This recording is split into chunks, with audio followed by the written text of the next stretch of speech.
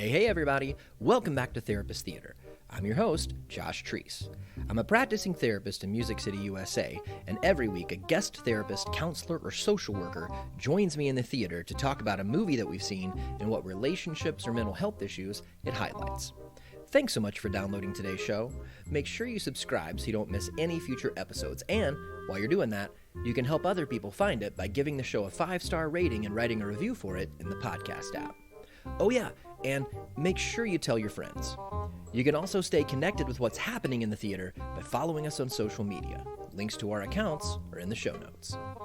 This week's guest is Dr. Lacrecia Dangerfield. Dr. Lecrecia is the CEO and founder of Reimprint Your Life Coaching and Counseling. She specializes in creating a safe place for counselors and other mental health professionals. Let's get this show on the road. Dim the lights, raise the curtain, and start the previews. Welcome to the theater.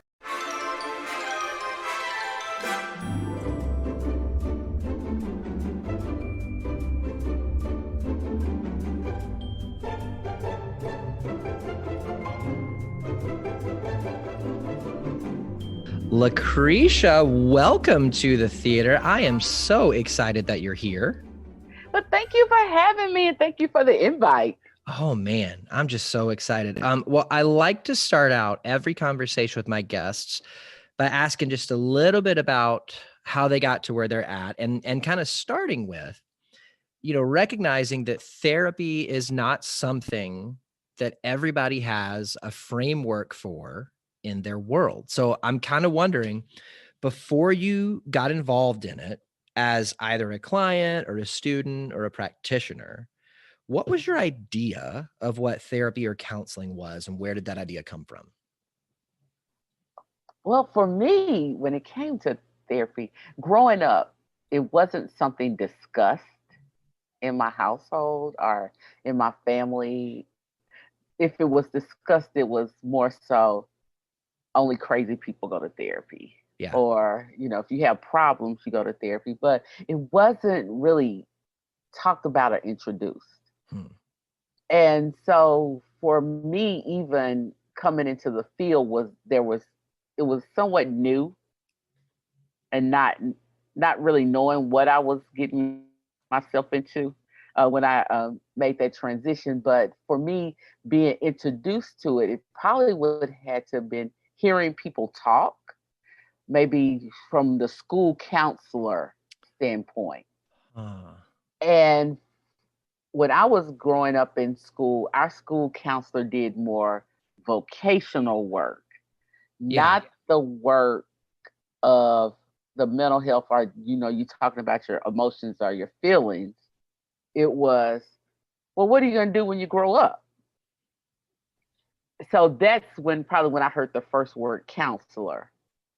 It was talking about the school counselor, and that kind of gave me my framework of, so you go to a counselor when you want to learn something about what you want to do when you grow up. Kind of find the right path. Find the right path, yeah. Yeah. In which there are, counselors, career counselors, they specialize in helping people do that. We had a whole class on it in grad school. Yes. That is something that exists, but of course, like, what we do is a little bit different. Yes. And the way it's taught in school, it is almost taught as a separate profession, even though we as mental health counselors, if we look at the definition of counseling the ACA puts out there, it brings in career goals. So we, but are we taught to do career counseling and embodying the mental health component with it? So it depends on who your professor was in school as to whether you learned that part. Well, what's funny is we got to the end of that, like, career counseling for us was one of the last 3 classes we took. And so we got like to the elective.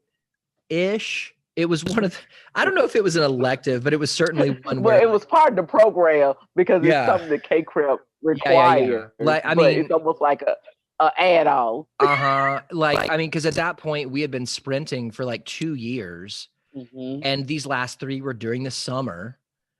And, so we're all just like, all right, man, we got to get through this to but I remember we got to the end of career counseling, And I remember the prof was just like, yeah, career counseling is just like regular counseling.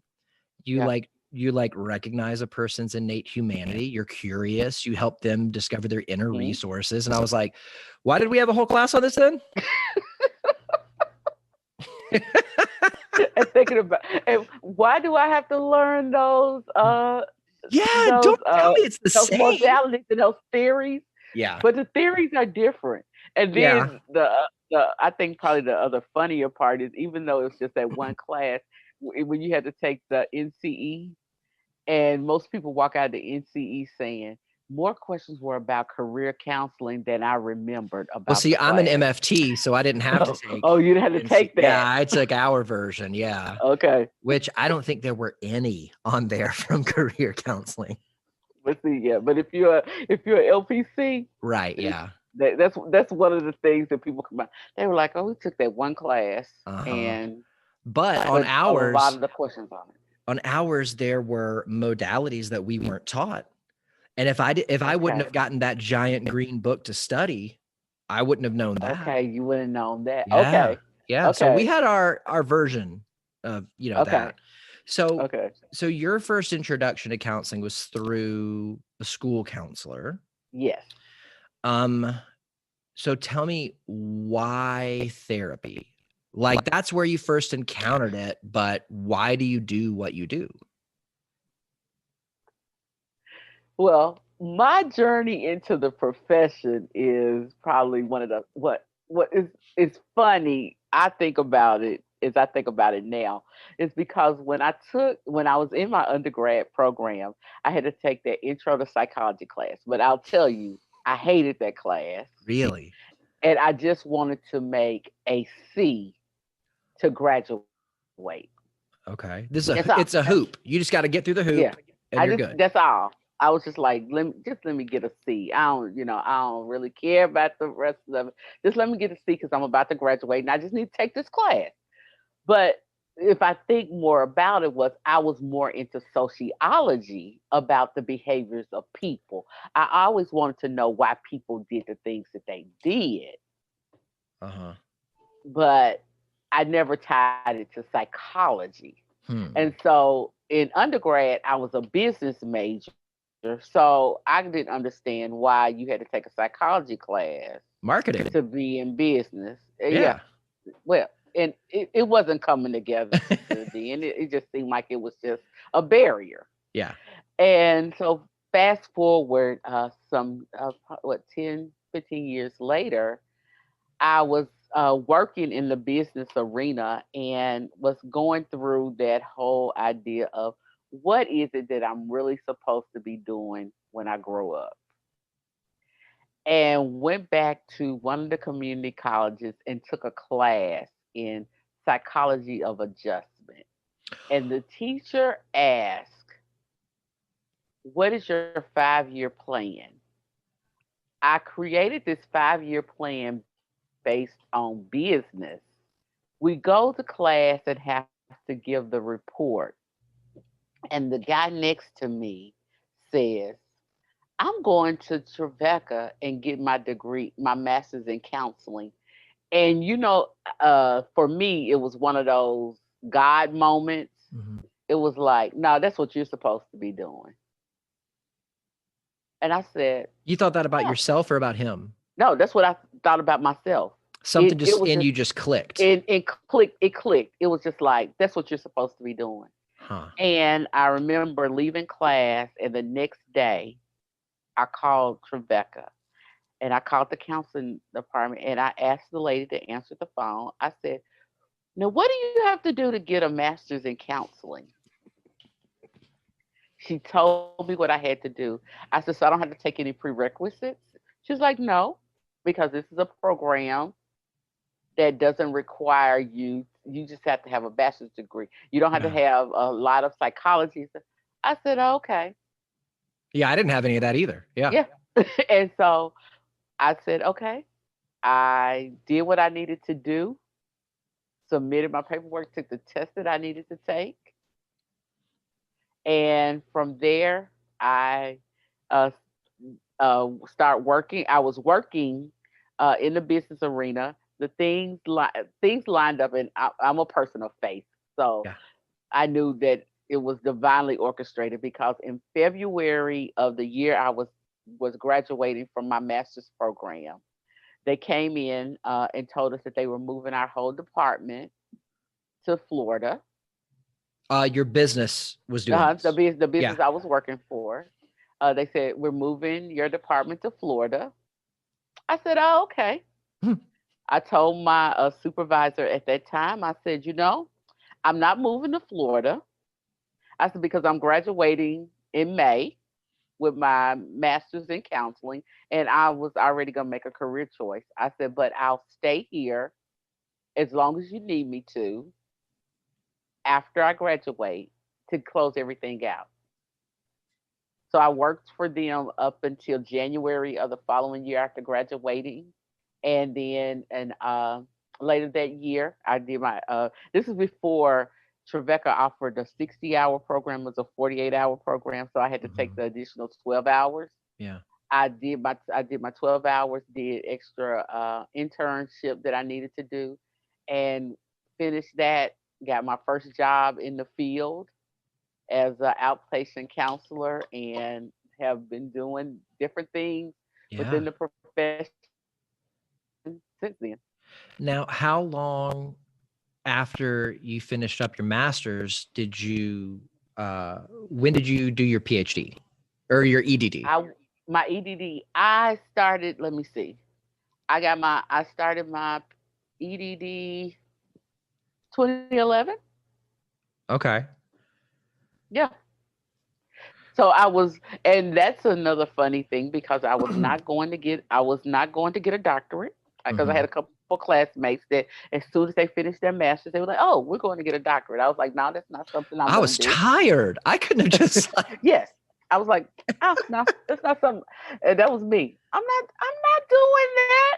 Who yeah. does that? I just finished the whole program. But one day I was in my car and I was listening to the radio, and this is how I know how God orchestrates things for me. He's like, he has to give me these moments. And I was in my car, I was listening to the radio, and one of my favorite pastors was on there. He did like a short PSA, and it was Bishop Jakes, and TD he Jakes? said, TD Jakes, Yeah. and he said in this spiel that he gives, he says, 3 years from now, you can either have that degree, or you can be saying, I wish I had that degree. And in that moment, it was like, it's time for you to go get your doctorate degree. And that probably was the best decision that I could have made, because my doctorate degree really has helped launch me into the work that I do, because it's in counselor education and supervision. Yeah. And for me, I enjoy working with the counselor. I do supervision, helping to develop the counselor. I was an adjunct for a while. Really enjoyed the work that I do with counselors, because for me, it was, as I do my work, it was like, who is helping the counselor? And it Mhm. was like, that's what you do. Yeah. So I help counselors. So that's how so I can see it. I can see the blend between my business leadership, development skills, and my mental health counseling, how that Yeah. has kind of merged together and worked. Yeah. Um, so it sounds like between starting your master's degree and your PhD or your EDD, I don't know why I keep saying PhD. It's like it's just embedded in my head. Yeah, and a lot of people do that. I think it's just the only thing that I think a doctorate is. Yes, And but there's so many more. there's Yeah, so many more. So I, yeah. I apologize if I Oh, say it again. I'm going to oh, try my best to. yeah. But it sounds like in both of those cases that you had moments of, God speaking to you, or a moment of inspiration, or whatever you might call it. And it seems like all of a sudden, boom, clarity. And Mhm. what I wonder is, this is something that I'm kind of working on, doing a little research in right now. Okay. If maybe you knew enough about yourself. You were connected well enough to yourself to where when these moments of inspiration hit, that's why you were able to say, that's it. Because I know that like there were times in my life where I felt like God was telling me something, but I gotta let that sift through a bunch of different filters. Because like I need to make sure, you know, my first job after my undergrad, I moved, and this is the first time I ever moved away from home, from South Carolina to Southern California. Oh, wow. And like, I know, right? I have a thing for the initials SC apparently, but, but like you know, that was a 4-month process of trying to figure out if that was the right thing. Versus there have been other times where I get presented with opportunity and I do have this innate sense inside myself, that's the right one. I don't need to, you know, so I'm kind of wondering, do you feel like that you were connected well enough to yourself that when those moments of inspiration hit, you were able to say, yeah, that's for me? Yeah, I would say that is true. Because for me, I've always done that work of searching, like doing my own reflection and introspection. And I can say there are moments when I vacillate, like I don't know if it is for me, but I think deep down I have that knowing that like that's for you. Just quit acting Yeah. like that's not, or that I'm waiting for this answer. Like, oh, I'm waiting for this clarity. But in those particular moments, it was like that's what you're supposed to do, and I knew it. Yeah. And that's not to say that if you don't have that innate sense of clarity, something's wrong with you, No, that you're not doing at something all. wrong. That's to say that I'm sure that from your own personal work, uh, Yes.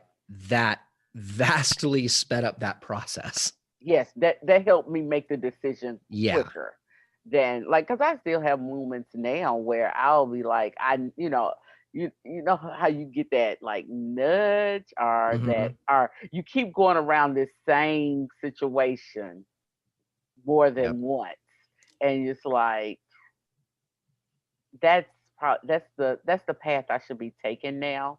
Because even when I'm working with some of the counselors that I work with, like they have that nudging, and I'm like, trust it, trust your intuition, Yeah. trust that, trust that you feel, because it's you telling you this. That's the number one item of feedback that my practicum supervisor gave to me. Mhm. Like on my way out the door, she said, can I give you something to take? I was like, yeah, sure. She said, I can't count how many times you come in here for supervision and you tell me about a case. And then you say, I was thinking about saying this. And I say, well, did you say it? And you go, no, I want to talk to you about it ahead of time. And she goes, every single time it was the right thing. Mhm. Every single Yeah. time. She goes, but you were just too, I don't know, what were you? I was like, I guess I was scared or Mhm. nervous. And she said, here's the thing, trust your gut, Mhm. because now you got a clinically trained gut. You don't have a Yes. normal gut anymore. Yes. It's that, because it's like some things you like, it's Yeah. like I should that's what I need to say to the, because I've had situations where something will come to me and I'm talking to the client, and not sure, like when I'm saying it, I'm like, am I flowing in the right direction? And the client will say, yeah, that's exactly it. Hmm. Yeah. That's Um, exactly.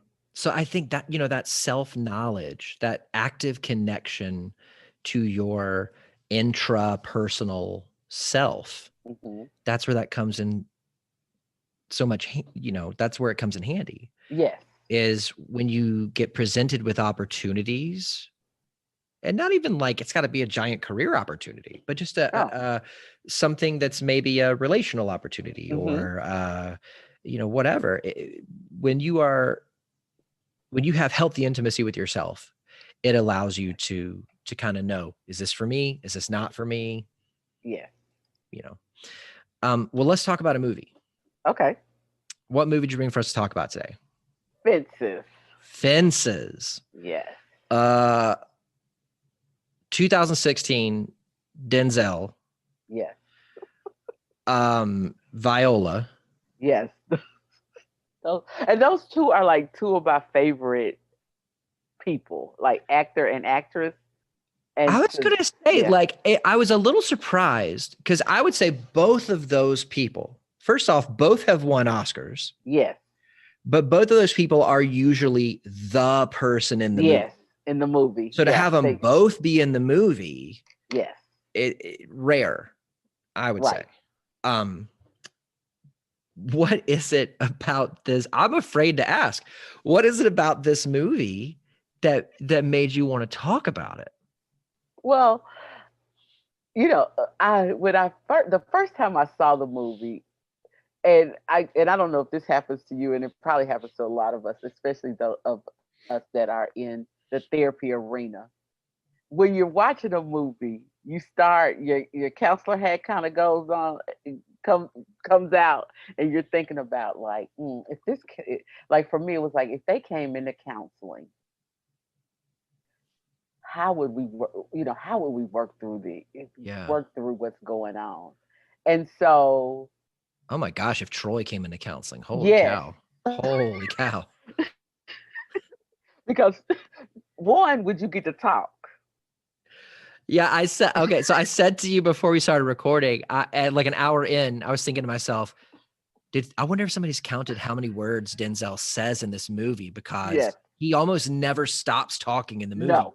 I didn't know when I was thinking that it had been adapted from a play, which makes a lot of sense, but would you ever get to talk? I've had clients like that. Yeah. Yeah. Would you ever get to talk? And what type of transformation could have taken place if Troy or Rose was given their space to really show up as who they were individually, and then also as a couple? Because we know there's a lot that takes place.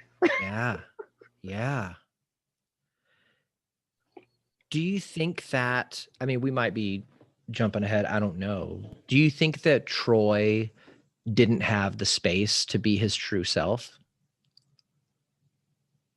I don't think he did, even though because if we look at Troy's character and think about some of the things that he felt like he wasn't heard, that's why he talked a lot. I was going to say, because I mean, I think that in the movie, he took up all of the space. Like he walked into a room and all the air got sucked out. Yeah. Even in his, like, if you look at his friendships, his relationships, because I don't think he had been given that space in other arenas. Because one, the times that the movie, the time in history that the movie took place was in the 50s. So, if we think about it historically, for an African American man, he didn't get to have that space in the workspace. Yeah. Which he talked about in regards to his baseball career. Yes. How that was stumped, because he felt like his dreams were dashed because he was supposed to play baseball and he was told he was too old. By the time, he was told he was too old by the time his life met that point, because he started playing baseball when he was in prison, incarcerated. If you listen to what he was saying, he was talking about, missed that part. Yeah, because he had gotten incarcerated for robbery. Oh no, I did hear that. Yeah. And then that's where he's talking about how he learned to play, because he played thin. And then by the time he got out and then was going, trying to get into the league, he was too old. Yeah. And Rose even said at one point, well, now it's different because Jackie Robinson's in there and all that. But by the time that Jackie Robinson kicked down that door, he was up too old, which played a part in how he parent and his relationships with his sons and all of that. Yeah. So if I'm hearing what you're saying correctly, you're saying that the reason that he talked so much all the Mm-hmm. time was because he felt like he had been, I don't have a better word, held back, not Yes, seen, not seen. Mm-hmm. denied. And so Mm-hmm. this was his way of taking back his. Giving himself taking back his opportunity to share, because he shared with any and everybody, and Yes, he sometimes did. with just himself. Yes. Yeah. And I mean, everything from telling a story the way it actually happened to like creating a fantastical narrative, Yes. God, the devil, death, you know. Yes. All of that he Yeah. what he would pull into his because they made him larger than, and in the movie they even say that he was larger than life. Yeah. Yeah. In his own eyes. In his Yeah. own eyes. Yeah. Yeah. Um, you know, I had a guest on late last year. I don't remember when Mm-hmm. it was. His name is Jeremy Lehman. He's a counselor here in town as well. Okay. He covered the movie Rocket Man, but during his why therapy, he said something that stuck. I mean, I think about it almost every day, Mm-hmm. and it just reminds me of what you're saying about Troy right now. Jeremy said that his personal work was learning how to take up an appropriate amount of space in his life, because he said, you know, as a child, he felt like he had to shrink. And as an adult, the pendulum swung the other way. It was this like, I need to reclaim. So I'm going to take up more space. So his work was, how do I take up the exact right amount of space for me, Mm-hmm. not to shrink like I'm giving too much, not Yes. to be overbearing. And I think about that all the time. All the time. How do I take up a Josh size amount of space? Uh, and that's similar to like some of the conversation we were having before we started recording, was talking about, even for therapists, how we learn to bring our own identity Mm-hmm. into the space that we're in as counselors. Yeah. But that I would imagine, would you say that if Troy walked into the room, that might be Troy's work, like learning how to Yes, take up an appropriate amount? yes, of how he could show up truly authentically in who he was, without having to share so much of his story, but to really be the person that he was. Because I think some of his his conversations, or the way that he worked with other people, was that he felt like he had to present himself as this man. Yeah. I was going to ask if you think that he actually shared his true self at all. Like, you know, I think that maybe he might have been so hurt or so afraid. Mhm. I mean, most of that talking was for him as well as for the other people. Yes. Like he's writing his own narrative Hmm. so that he can stay upright. Yes, because if you like, some of the stories he would tell would be about his own experience, or what he wanted other people to think about his experience. Even thinking about, like, I think, because even the movie starts out about him telling the whole story about what happened at work, and why he was going to have to go down to the commissioner's office. Yeah. And the story he was telling, and his friend worked with him every day. Mm-hmm. So his friend knew what the truth of the story was, but he had made up this narrative. Uh-huh. And I think for Troy, that was like, I could tell you this because this is how I see myself, or how I want you to see me. I kind of wonder if maybe he even had that kind of forethought, or if it was just, I'm finding this story along the way. Like I'm just doing something to Engage you. talk myself up to make you like Yeah. me.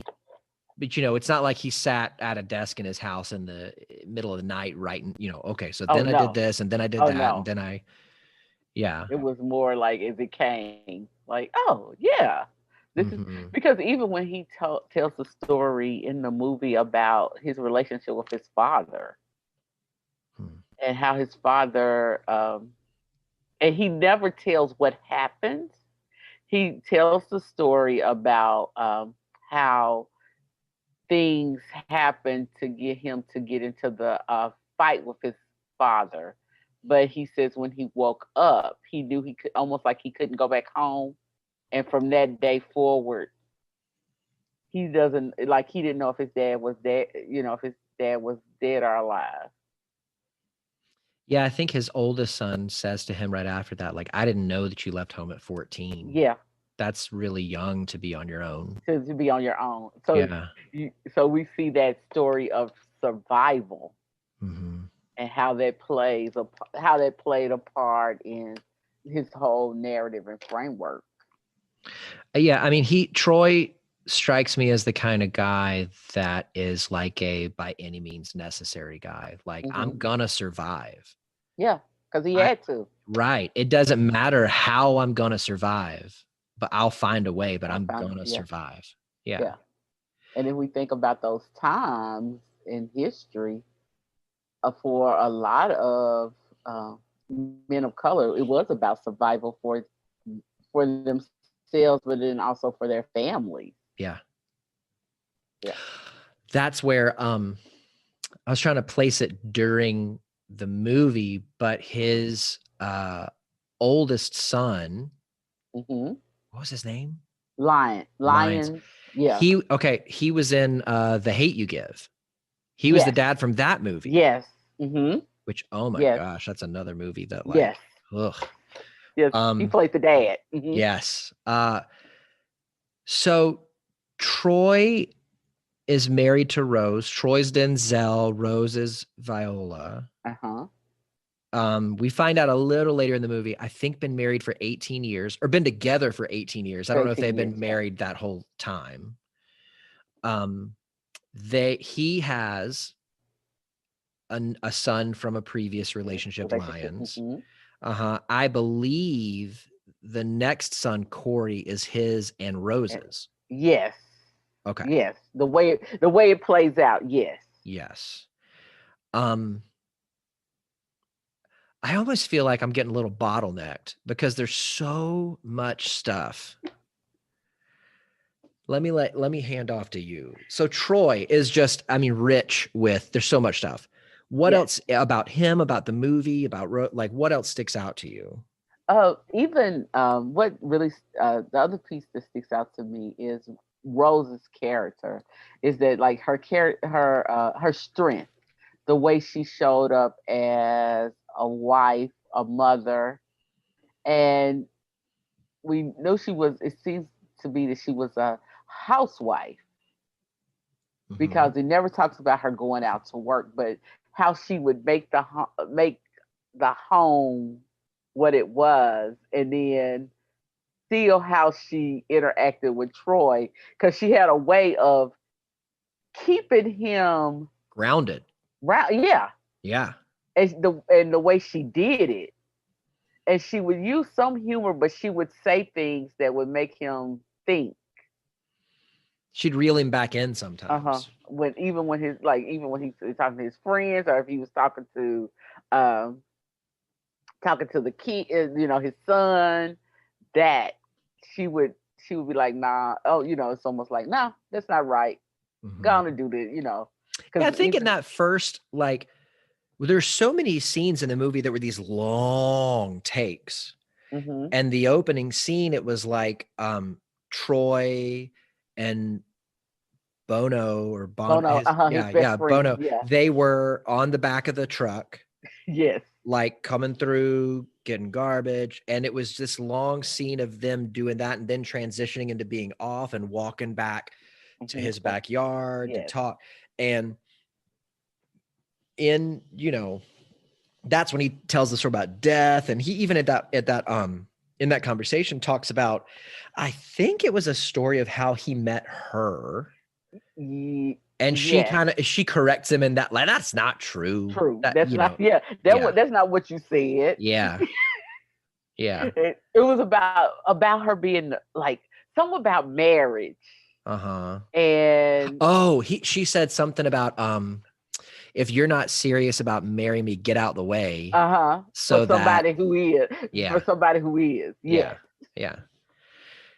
Yeah, she grounded him a lot, and I think it's even a little more than that. There's this interesting relationship dynamic between them Mm-hmm. where it seems like it's very important for him to appear to be in charge. Yes. But then when he gets paid, he He hands would all the bring money to his her. and if and something in and probably I could probably say it's from the African American culture, especially back historically back in those days, is that the husband would go out and make the money, but he would bring it home to his wife. She handled the finances of taking care of the home, but he was always seen as the head, the leader, and because it's and I can't think of that. It's a saying where the man is the head and the woman But is the the woman's the neck. neck because she turns the head. Yeah. Yes. Yeah. So it was some, like, and so you could kind of see that play out. Mm-hmm. But I think it's so interesting because I don't think there's any way that you can't say that Troy's character has strength. And I don't mean physical. I mean, yes, physical, but also like internal strength because of what he has survived. Yes. But you see this interesting like interplay between him and Rose, because clearly Rose has it too. Yes. And it's this, there are times where you lean on Troy's strengths. There are times where they lean on Rose's. There are times where I think Troy, I wanted to say like gives away some of his strength in order to be this like bravado, larger than life, whatever. Because I mean, my guess is that his real story of survival is infinitely more interesting Than what he than was any telling. yarn that he could spin. Yeah. Mm-hmm. Like talking about wrestling death, grabbing the scythe away from him, throwing it away. Yes. Although at the end of that story, when he described death, white robe and hood, and he did like a pointy motion for the hood. So that I was goes like, back oh to, my gosh, did he almost get lynched? Like, yes, it's those things like that, because we know about racism in that time, that was that part of his journey. Yeah. And that would have been, I mean, I don't want to say this as like making light, but like that's infinitely more interesting than some story of wrestling death. Yeah. But that was his way of sharing it and spinning it. I wonder if it was like some dissociation, like he needed to like, in order to kind of like fully cope with it, if he needed to make it into this fantastical thing. Yeah. Because even the symbolism of the fence. Yeah. The name of the movie is Fences, but we know what fences do, and they talk about that in the movie, is that it keeps people in, but it also is a way to keep people out. Yeah. Yeah. Bono says that to him. Yeah. And he did not like it when he said it to him either. Because he didn't want his friend to see him different. He didn't want to be seen. Yeah. He wanted to believe that he controlled the narrative. Yeah. And I think Bono's character was one that was very intriguing and interesting to me, because he always gave this, even though Troy's character was larger than life, if you listen to the conversation and the dialogue that Bono that those words of wisdom. Yeah. And that actor, Stephen McKinley Henderson, he's a sleeper. Like he's one of those guys where he'll pop up in movies from every now and then, and he'll always kill it. There was a movie we did earlier this year called Lady Bird, where he was a priest. Oh, okay. And he's like coming in and out of scenes and all this, and all of a sudden, a little bit later in the movie, there's this incredibly emotionally impactful scene, and it's him. and it just sneaks up on you. Yeah. And I think in this movie, we talked about Troy and Rose having that strength. I think Bono had it too. Yes, because he would listen to Troy. He never tried to be like, hey man, rein it in. Let me talk about me for a sec. No. He laughed. He listened. He drank with it, like all this. But then he would go home to see his wife, Lucille. Yes, Lucille. Yeah. Lucille's wife. Yeah. And he was never swept up in it. No. He just stayed grounded. He stayed in touch with himself. He stayed in touch with his life. He knew who he was. Yeah, but I think he genuinely loved Troy. I think he was genuinely his friend. His friend. He had a great differentiation. He knew where he stopped and Troy started. And which, and he didn't take it on. Right. And even when he had to serve truth to Troy, he put it in such a way. Yeah, where he could hear it. Where he could hear, where it was impactful. And he did. That's what that FENCES comment was. I mean, that's one of the times, but that's a pretty that's a big, assertion to make to a friend. As a friend, yes. Yeah. And we need but if we think about it, as people, we need those types of individuals in our lives to help us at times to stay grounded. Yeah. Well, I think that, as I was saying to you a few minutes ago, that being connected to yourself, right? I think another important aspect of life is being connected to others. Yes. Because I think, without that active connection that you can receive from others' lives and you can give to others' lives, you mentioned sociology before, we are not a species meant to live life by ourselves. That's not at all. I mean, the Bible says iron sharpens iron, but history just shows anytime human beings are left to themselves. We see what happens. I mean, that's why solitary confinement is so, I almost said controversial. It's not controversial. Its negative effects have been proven. I mean, that's not a controversy. No. I would say dangerous, I guess is the word that I should have said. It's why it's so dangerous, because when you're left by yourself, your mind slips out of reality. Right. And so we all need Bonos. We all need people in our lives that we let see us. That we can show up fully in who we are. Yeah. And they allow for that space. Yeah. Yeah. So what do you think is the story of the movie? I think the story of the movie is that we all are, how can I say this? That we all are individuals and life happens, but we need other people to go on that journey with us. And regardless of what how the relationship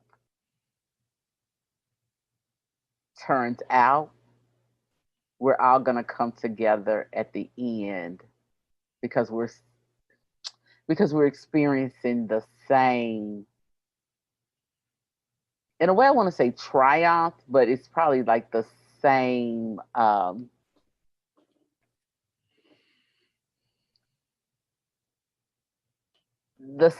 grief.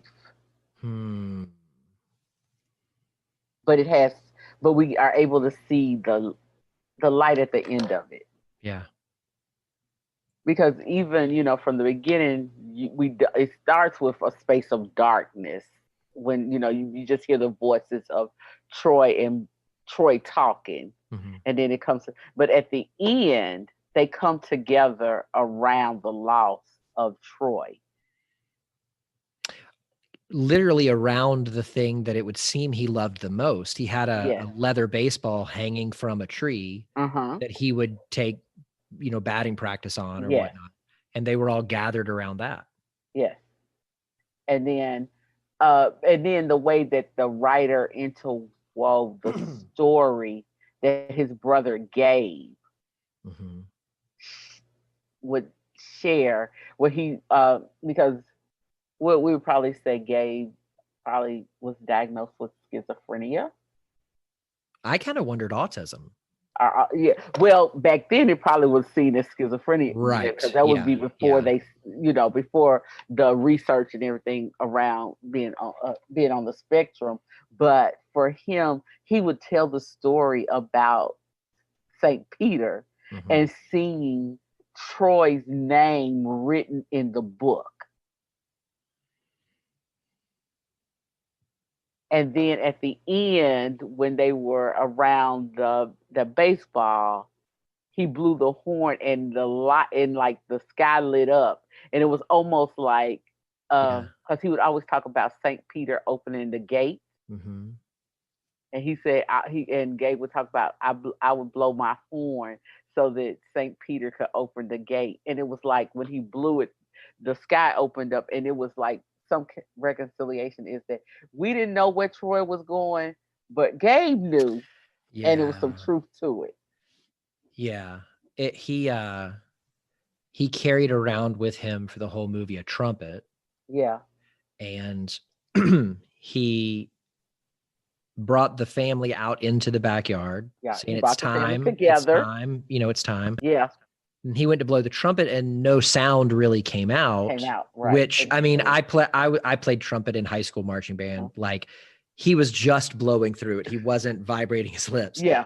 But then, he probably tries 2 or 3 times, and on the last try, he does, and it has this sound that goes out. Yeah. And like what you're saying, I think it's like sunset, but the clouds open up, yeah, all of a sudden, to where you see the full like beauty of the sky. Yeah. And you also hear this, and I'm sure this had to do with where they were in the city or something, but you hear an echo of the horn, like it was answering back. Yes. And I think if I'm hearing what you're saying correctly, everybody kind of wondered, is Troy a good guy or a bad guy? Is he going to go to heaven or hell? Gabe never wondered. Gabe always knew because he loves his brother. Yes. And to everybody there, it was this sign that he had gone to heaven. Yes. And the echo was answering back. Yes. Yeah. Yeah. Boy. Also, I'm pretty sure that everything in psychology started with schizophrenia, because I lost count of how many times when we were learning modalities, it was like, so-and-so discovered this while working with schizophrenic patients that blah, blah, blah, blah, blah. Like, I think back in the 50s, they only had one diagnosis. Right, because they didn't know what name to put with when someone talked about hearing voices. When they were like, oh, that's what it is. Yeah. So there's 3 conversations in the movie we touched on a little before we started recording that I just thought, I have now been melted onto the couch as I watched them. Yeah.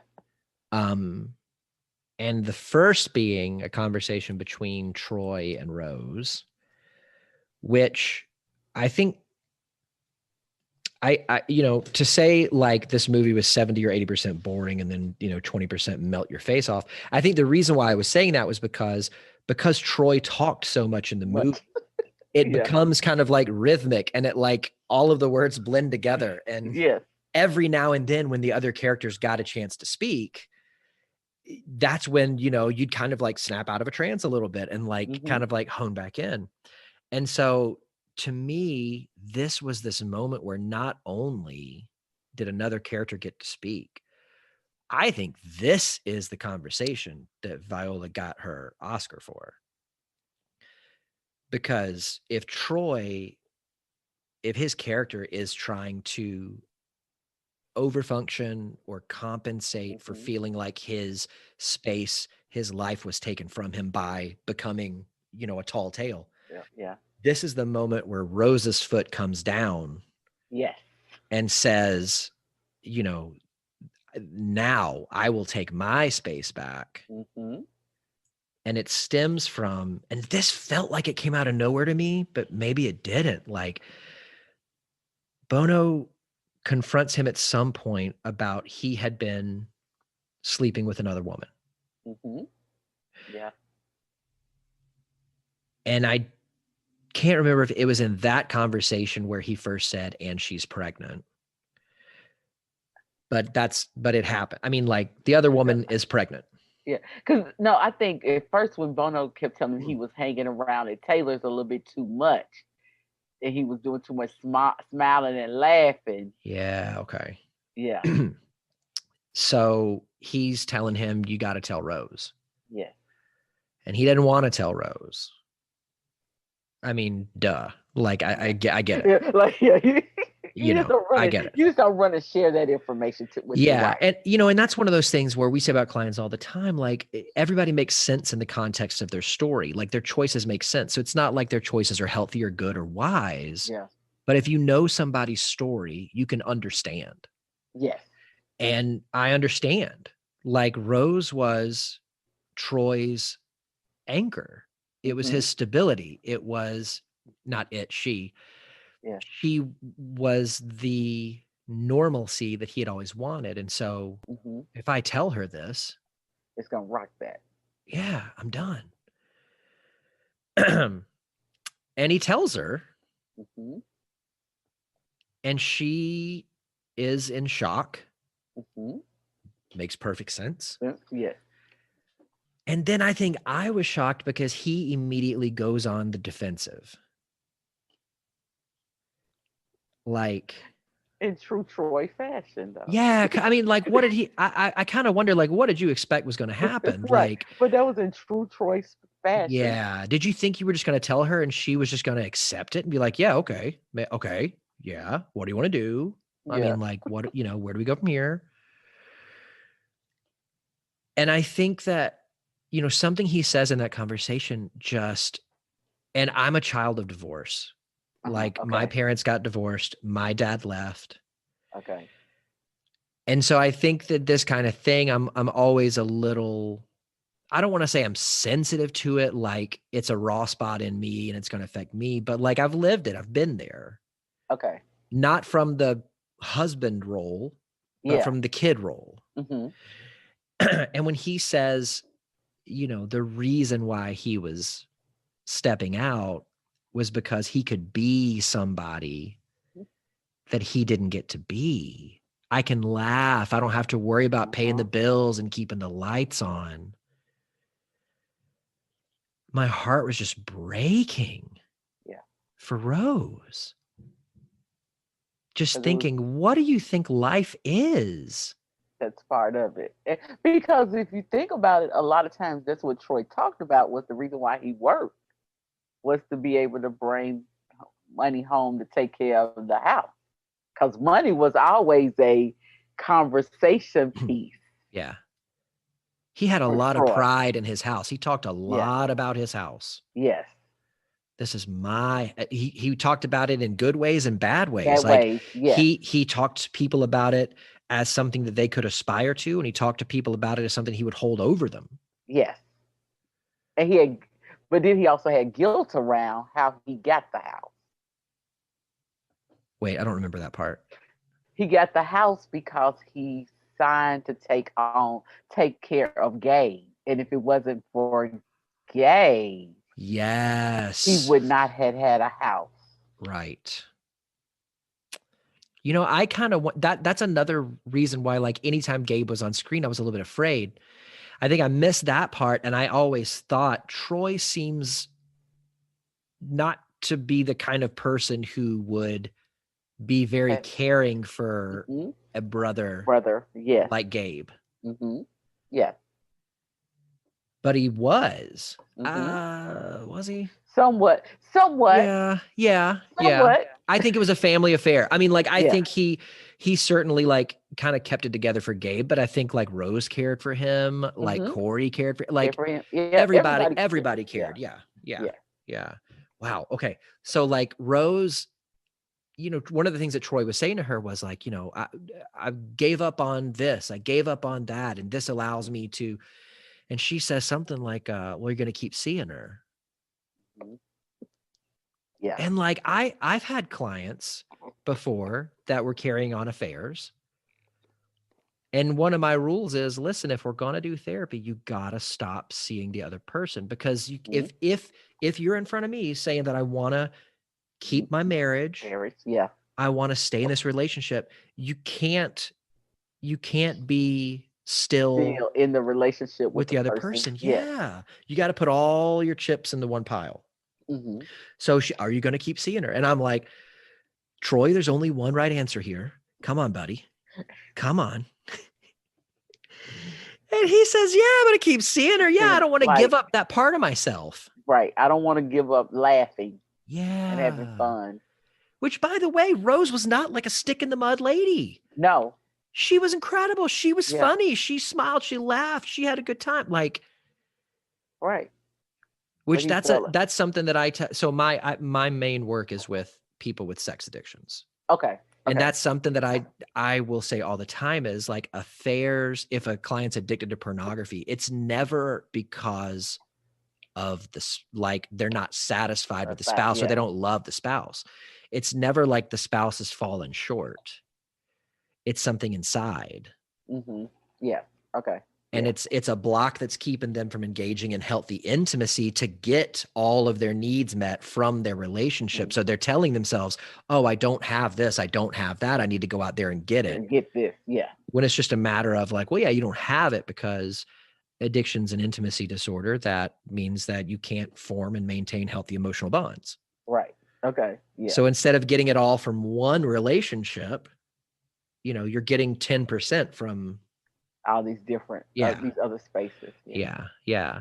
So he says, I'm not gonna stop seeing her. And that's where Rose takes what's hers. Yes. And she starts taking care of herself. Yes. Don't you think that I've had hopes and dreams? Don't you think for 18 years that I haven't given up?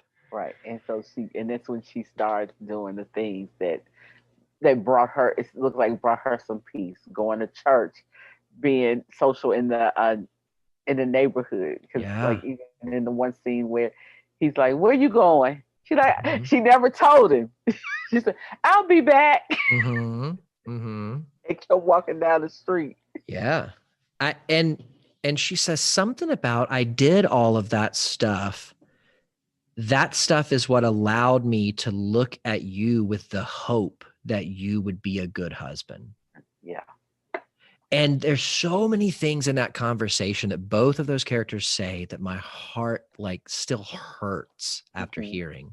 Yeah. Because you hear sadness, you hear anger, you see rage. Yeah. And it's, what would those conversations have been able to look like if they were had along the way over 18 years, little conversations. I have this need. Can you meet this need? This is what I want. Can you help me get it? Yeah. Like, and being able to have those conversations if they'd had someone to help guide them through it. Yes. Instead of, I've held this in for 18, so long. Both of them, I've held this in for 18 years and it can't be held back anymore. Right. And, you can't unring a bell. Like, once that stuff was said, it couldn't go back. You couldn't put it back in your mouth. Mm-mm. Yeah. And they were never the same after that. No, they were not. I think that maybe Rose thought that they could, like, work on it. Maybe. Yeah. Because from the scene of asking him, was he coming back home? Yeah. Yeah. Yeah. But then, gosh, I don't know how it happened, but, like, so he has gotten this other lady pregnant. She's going to have the baby. Was it that somebody called their house and that's how Rose found out what had happened? Like, how did she find out? No, once he told her, but when she came to his job, she asked him, was he coming home? And he said that the lady was supposed to be having the baby. Mm-hmm. Then we don't know what happened, but then he was at home and then someone called and said that asleep. So she answered the phone. Yeah. She answered the phone, and that's when found out that the other woman had the baby. Mm-hmm. but then also found out that the other woman had died. Yeah. The baby lived, but she died. Yeah. And so this is one of those moments where like, it's so terrible. And that's why it feels so true that she has to tell him that. Yes. Is unbelievable. Yeah, because she's the one that answered the telephone and had to take the Yeah. Yeah. because Troy was asleep. And he's rightfully so, like devastated. He stands up out of bed, but then he like stumbles once the news like washes over him. Yeah. And he asks about the baby. Baby's fine, baby's alive. Right? And then I can't remember like exactly how we get to the next part, but at some point he brings his daughter home. Yeah. And basically asks Rose if they can take care of her. Yeah.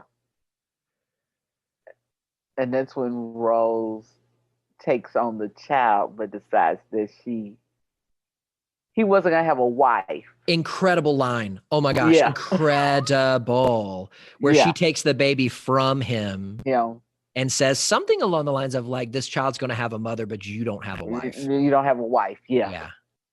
I mean, that was just a burn. He needed some aloe after that burn. It was so good. Yes, because she shifted it. She was done. Yeah. Why do you think, I mean, this is speculation. It's a play, it's a movie. Why do you think Rose did that? Why do you think she was okay with taking the baby, but not? Why she took on the child? Yeah. I think the reason why she was okay with taking the child was she knew the child did not have a part in it. It was like almost like you had no choice. Yeah. That wasn't about, you didn't choose you didn't choose to be born into this world, and you lost your mom. And I think her identity also as a mom, thinking about a child having to be raised without a mom, a parent, more so than Troy. Troy had the opportunity to be a husband. Yeah. And he didn't take good care of that role. Yeah. So she's like, oh, I can help this baby out. You gotta figure this out on your own. I've been a wife for you. You didn't appreciate that. You know, I think that's another sign of Rose's inner strength, is because she didn't tell herself, I can fix him. No, not at all. And I'm gonna fix him. No. That's, there's I think it was in her Braving the Wilderness book, Brene Brown writes about, she's like meeting with this group of deacons and pastors or whatever in Texas somewhere. And she had them like, hey, just picture the person that you have the most trouble with that you serve. Like they make you the most angry or the most annoyed or the most bothered, whatever. And then she said, now answer me this question. Do you believe that in general, people are trying their best? And she said, everybody was kind of like flummoxed by the question, like, and she said, you know what? Like, if it's me, if I'm being really honest, I would say, hell no. I don't think people are trying their best. Yeah. And she said that her husband, who's a physician, she asked him, and that he's really like thoughtful and always wants to take time to consider, do you believe people are in general trying their best? And she said, he was like, let me think about it. So she said he came back in like 30 minutes and was like, okay, I've thought about it. Here's my answer. I don't know. But what I do know is my life goes better if I choose to believe they are. And then she said to that group of deacons or whatnot, that person that you wrote down, what would it mean? What would change inside of you if you understood that that person was trying their best? And she said one of them answered like, well, it would mean that I have to stop being angry at them and start being compassionate for them. And then she said, I don't remember how she got to this part, but she said like the woman whose husband is abusive, if she thought to herself, he's doing his absolute best right now, that it might give her a perspective shift to say, oh, it's not about the potential of who he could be. He is the person so it might let her get the strength to leave, because it's not a matter of waiting it out. It's not a matter of doing something to where he's not angry anymore. It's not about pleasing him. He is doing his best. Is his best good enough? Right. And it seems like in that conversation where Rose took the child, she realized, oh, he's doing his best. He's doing his best. Yeah. And that's not good enough. Right. For me. For me, correct. Yes. Yeah. Yes, for me. And I also remember that part of that conversation, which the first part is out in the backyard. This part is like inside the kitchen or something in the house. Yeah. Where she says, I told myself I didn't want any halves in my family. Yes. When I was growing up, Mama had kids with this guy and that guy over there. Yeah. Daddy had kids with this guy, this lady and that lady over there. And we were sitting around the table. We didn't know whose mom was whose and whose dad was whose. And well, my daddy this and my mama that and all that. And I told myself, and it was like. You have brought that to me. Yeah. And I think it was her wrestling with like, this is something I didn't get a choice in. Yeah. And I fought so hard not to have it. And now you bring it to me. It reminds me of what she said about in that story where Troy was like, she said to me, like, if you're not serious about getting married, then you step out the way to let somebody else through. That's what that was about, was her saying, like, I have a value. I want to have one family. Yeah. And you have taken that from me. Yeah. Yeah. Huh. Yeah. And she raises the kid. Yeah, she takes it. Yeah. So that's like the first conversation in the movie that like floored me. The second was the one that Troy has with Corey. Yes. Corey's not his oldest son, but his oldest son with Rose. Well, his only son with Rose. His only son with Rose. Yeah. Corey, high school? Yeah, he was in high school. Plays football. Mm-hmm. And at some point, he comes home and says there's a scout interested in him. Yes. And Troy initially, like, I don't think he says no, but he makes it. He makes some rule. He puts rules around it. Yeah, I was gonna say he like kind of poops on it a little bit, but he says to him, like, you got to keep a job. You got he puts all these rules. Yeah. So then Troy and Rose, Troy and some other people are having a conversation. All of a sudden, a football helmet flies past him. And it's Corey coming home. Yeah. And he threw it. He's in his uniform. Mm-hmm. He threw the helmet and he says, I can't believe what you did, or something like that. Yeah, because Troy had gone down to where he worked. Yeah. So Troy told the coach he's out. He's not able to be looked at by the scout because Corey had quit his job. Mm-hmm. Quit. I mean, they had put the job on hold. It was going to be there. Right. But he needed to concentrate on football. Yeah.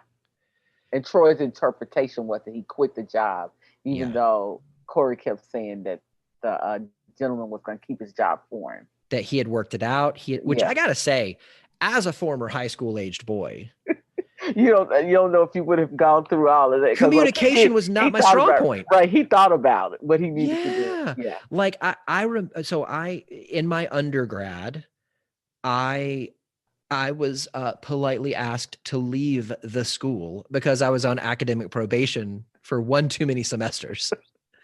I got back in. I graduated. My mentor saw to that. He was one of the faculty there.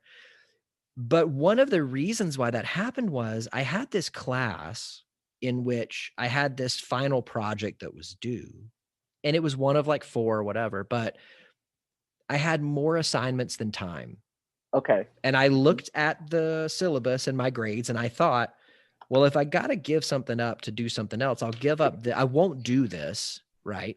To do this. So I can do these other things, and not other things like fun things. Like I didn't go out running around, but it was like I needed to do papers, I needed to do tests. And so I just decided I'm not going to do that project. So I failed the class.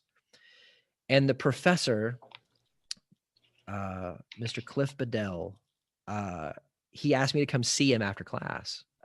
And I don't think that had ever happened with this professor. I was like, uh-oh. So I sit down in his office. I'm in trouble. And he says to me, hey, I see that you didn't turn something in. It's going to mean you failed.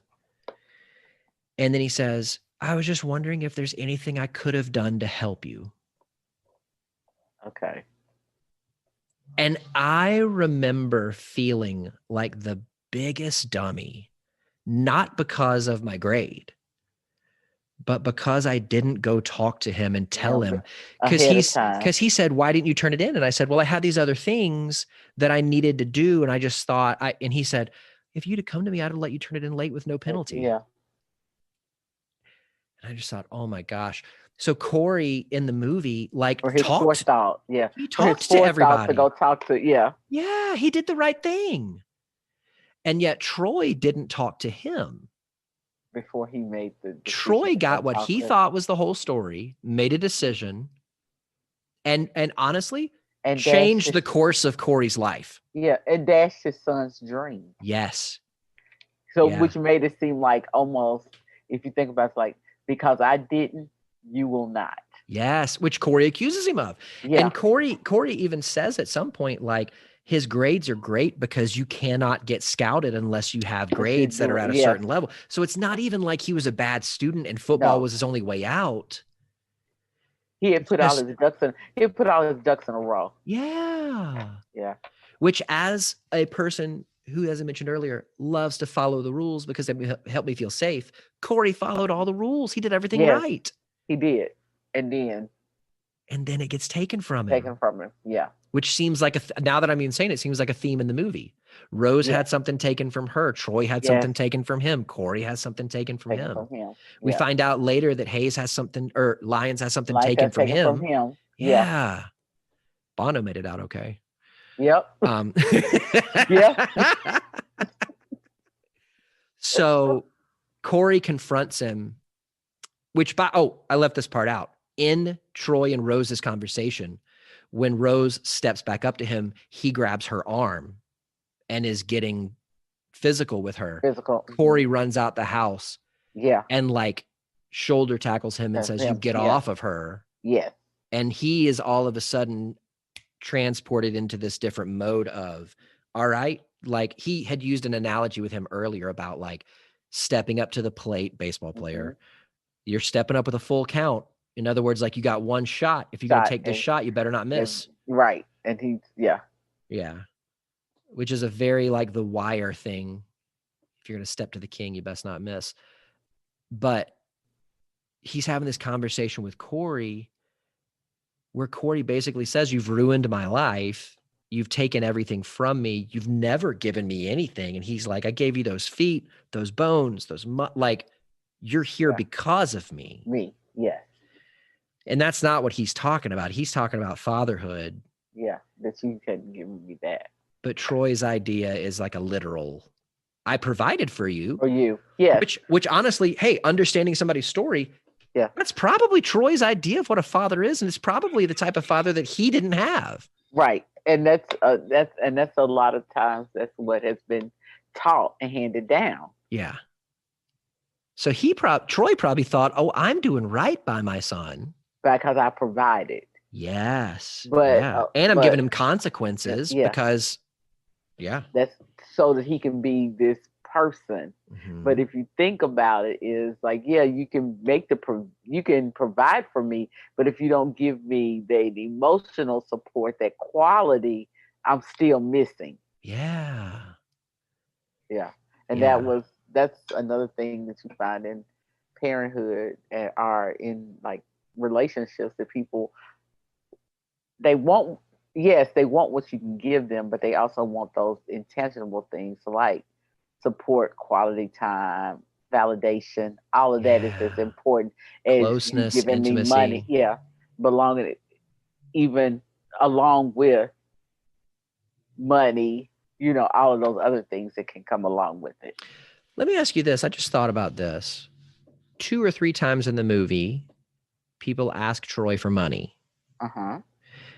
let me borrow $10. And Uh-huh. then they go to give the money back to him. And he wouldn't take it. He was so slow to loan it out, but he But wouldn't take it when they take tried it, to give it yeah. back. What do you think that's about? For me, I thought it was so that he could still hold that over them in a way. Is that I did for you, but then on the other side, I think Troy had a hard time of accepting good from other people. Huh.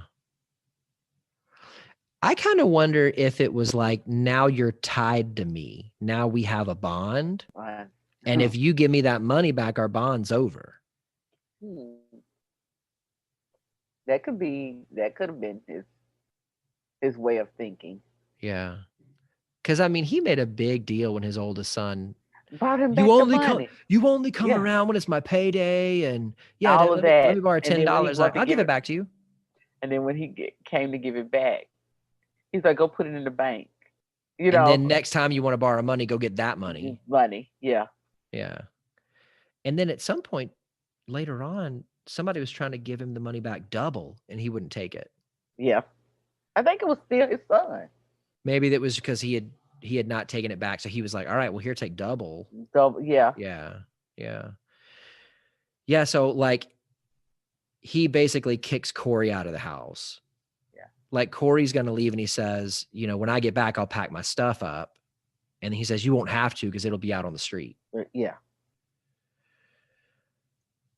And when Corey leaves that, and that conversation is in a different way. I was going to say it's more heated than his conversation with Rose. It's different. It's different stakes. Yeah. But when Corey leaves, Troy, like, he loses it a little bit. Like, something happens to where he like dissociates, and we get a little bit of a time jump, and then we find out that he has died. Yeah. So I don't know if that was like, if he had a heart attack, or I think because when he tells and I don't know if that was the same day, because Corey goes off to the Marines. Yeah. So it was later. Yeah. But he has died. The next scene is Corey coming back home. He sees Rose. He sees Bono. He sees Lyons. And hold up, I got to pull up IMDb because I forgot the daughter's name. She did. She had. Oh, shoot. Where are we at? The daughter's name is Raynell? Raynell. That's it. Yeah. So he meets Raynell. She looks like she's, I don't know, 6, 7? Yeah. Something like that. She was older. Uh-huh. Yeah. And Rose like, this is your brother. And he's like, well, she's not going to remember me. And Rose said, oh, we talk about you all the time. Like, and then he and Raynell go and sit on the front step. And this is that third conversation, is they're talking a little about Troy. Uh-huh. And then she mentions, what does she say? Something about blues or blue. Uh-huh. Blue. Yeah. And then they start singing this song together. That was apparently something that Troy sang. It was Troy sang. Yeah, Troy would sing that song. And it was all about being a man and dying, and like Corey. It was almost like the story of his life. Mm-hmm. Yeah. It was this epic song of his life. And it seemed like that's where Corey's grief caught up with him. Mm-hmm.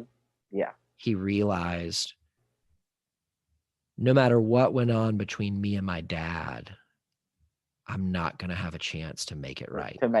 Yeah. Yeah. Which is, I mean, that is sadness, fear, hurt, and like that is just all of it in that moment. Having to let go of that anger. Which I think that's, for Corey, that was what the moment with Gabe and the trumpet and the sky, all that. I think that's what that was about for Corey. Yeah, because I had to let go then. I can let go of that. Yeah. Yeah. Hoy. I mean, family systems, relationship systems, like all of that. Yeah. Generational trauma. All of that. That movie showed all of that. Yeah. Like if you don't, I had a buddy one time that said the best thing a parent can do for their kids is to deal with their own crap. Yep. Because if you don't deal with it, you're going to hand it down. From generation to generation. Yeah. And I mean, A, I'm not saying that in judgment of anybody, but I mean, B, like this was a good example. Example of it. Yes. Yeah. Because Troy dealt with it by ignoring it, rewriting history, stepping out, like, you know, rather than like actually dealing with it. Dealing with it. Yeah. And he handed it down. And for all intents and purposes, it looks like Corey's going to break the cycle. But I mean, we don't know. We don't know. Yeah. Yeah. We don't know. Wow. Is there anything else in the movie that sticks out to you? No, those were the parts. Because like I said, all those that we discussed. Yeah. Are the moments that I like really like that stood out to me. Mm-hmm. So good. Yeah. So heavy. So heavy. Yeah. Well, tell me something that your clients have taught you. What I probably would say that my clients have taught me is how to have grace for myself and for other people. Wow. How to give myself grace and to give other people grace. How have they taught you that? Truly by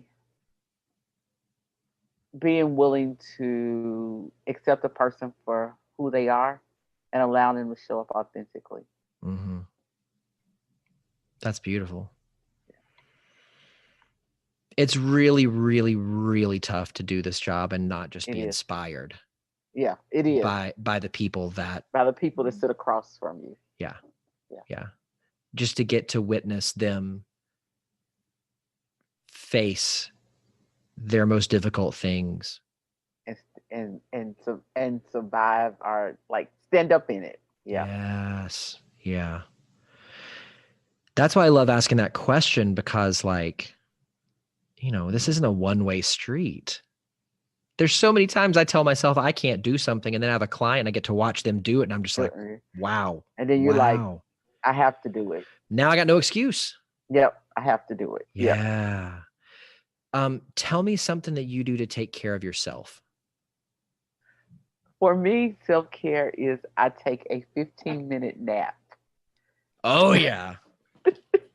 Whenever I can get one in, and I try to do it. I try to even like make my schedule so that I can have time somewhere within the day to disconnect. Yeah. By taking, I've mastered the 15-minute nap. I love it. Do you remember when you were that age where you fought having to take a nap? Yeah. When you were a kid? Yeah. When I was a kid, I didn't want to. What were we thinking? Because we didn't want to miss anything as children. FOMO. Yeah. Yeah. We didn't want to miss out. Now we don't want to miss the nap. Right. As adults, I was like, oh, I need a nap. I need a nap. That's my best. Oh, man. Yeah. So let's say that somebody was listening to today's show, and rightfully so, they think to themselves, Lacrecia is amazing. She's wonderful. I would love to connect with her and be her client. How can they get a hold of you? Well, they can connect with me on my website, which is reimprintyourlife.com, which is REIMPRINT, yourlife.com. Or they can follow me on social media. On Instagram, it's at I am Dr. Dangerfield, or Facebook, Dr. Lacrecia Dangerfield. And because I stay pretty active on my Instagram page. You get a feel for me. I love Instagram. Yeah, and the work that I do with especially other counselors.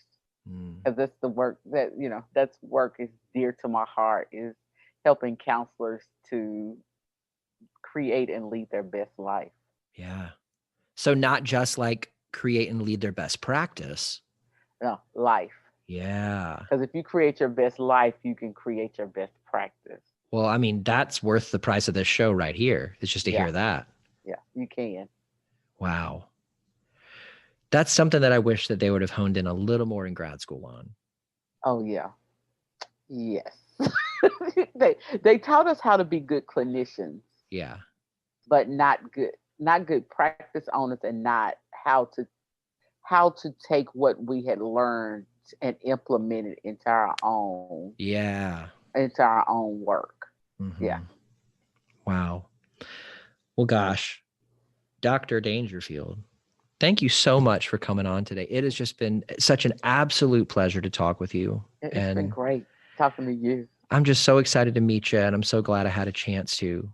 And I just hope you have the best day. I hope you do too. Thanks. Awesome. Thank you so much.